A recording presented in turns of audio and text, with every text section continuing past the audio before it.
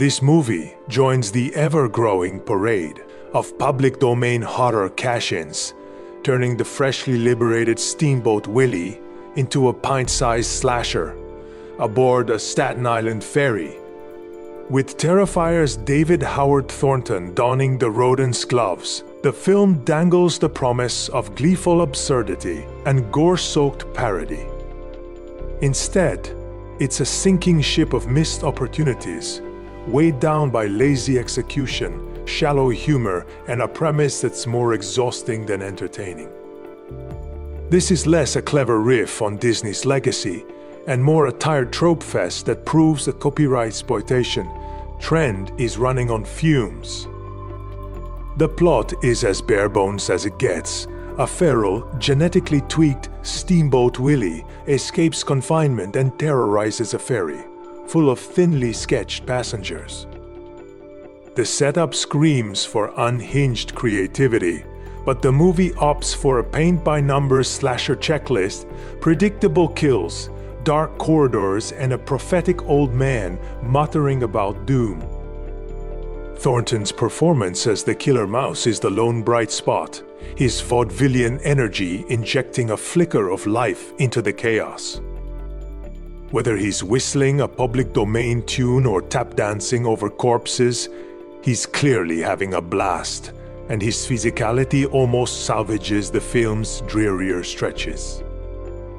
But even his antics can't mask the low-budget grime. Shaky camera work obscures the gore, dim lighting muddies the action, and the effects, while occasionally scrappy and clever, feel haphazard, like a student film stretched to minutes.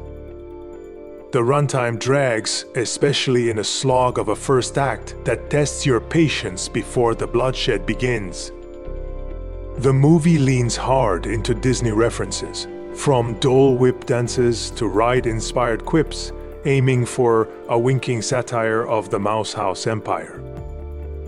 But the humor lands like a deflated balloon, too blunt to be clever, too repetitive to amuse.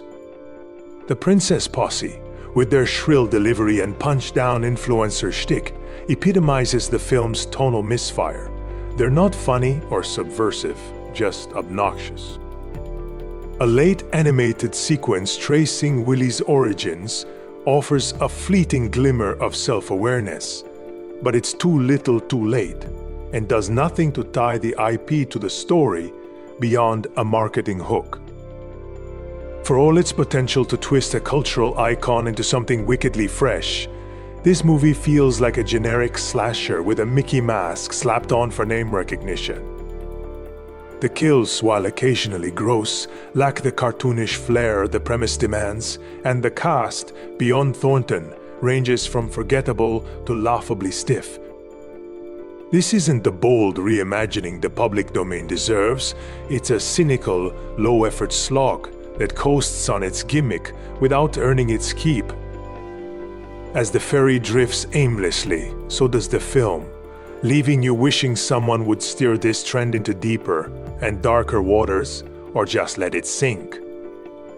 It's not worth to watch this in theaters. Just wait on your streaming service.